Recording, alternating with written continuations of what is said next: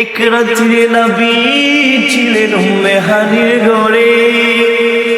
জিবরিল আসিয়া তখন বলে বিনয় করে, এক রাত্রে নবী ছিলেন উম্মে হানির ঘরে।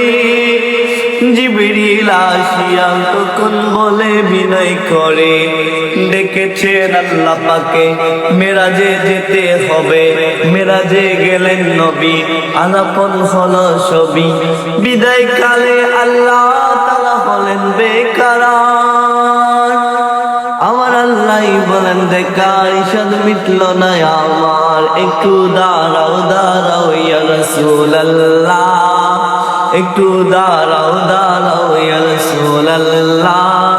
আপনার নয়ন ভরে আমি দেখব, একটু দাঁড়াও দাঁড়াও ইয়া রাসূলুল্লাহ।